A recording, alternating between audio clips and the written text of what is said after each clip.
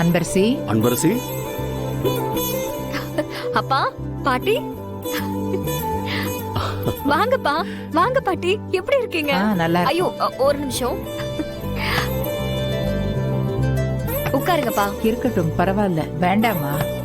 உட்காருங்க பாட்டி. உட்காருங்கம்மா.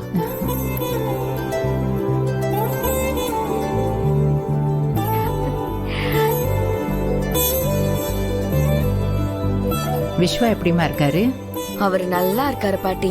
இன்னைக்குதான் முதல் நாள் வேலைக்கு போயிருக்காரு. சரிம்மா. எங்கம்மா வேலைக்கு போயிருக்காரு? இவ்ளோ நாளா ஒரு நல்ல வேலை கிடைக்காம தேடிக்கிட்டு தான் இருந்தாரு.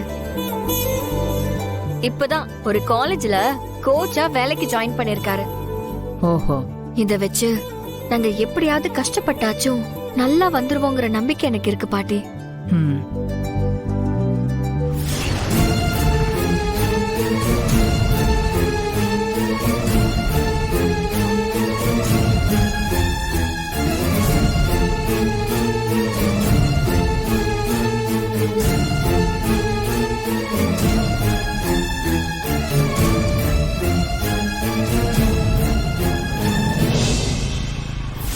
அன்பரசி, இந்தா, இது என்னன்னு பாரு.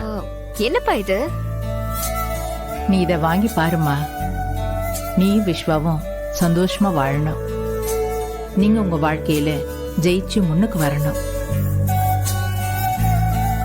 அதுக்கான ஒரு அஸ்திவாரம் தாமா இது. அப்பா, பாட்டி என்ன சொல்றாங்க?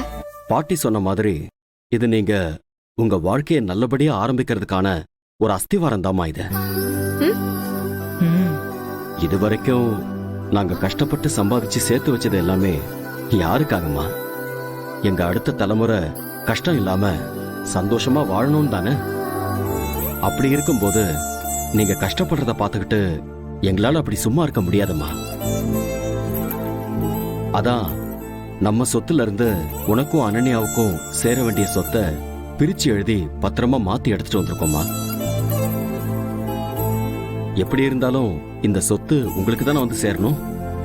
அப்படி இருக்கும்போது இந்த மாதிரி ஒரு கஷ்டமான சூழ்நிலையில உதவாத சொத்து இருந்து என்ன பிரயோஜனம் சொல்லு? இது நாங்க எங்க பொண்ணுங்களுக்காக செய்யற கடமைமா.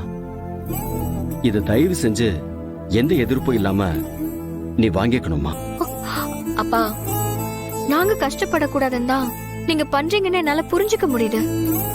ஆனா வாழ்க்கையில சொந்த கால்ல நின்னு முன்னுக்கு வரணும்னு எடுத்த முடிவு என்னோட முடிவு.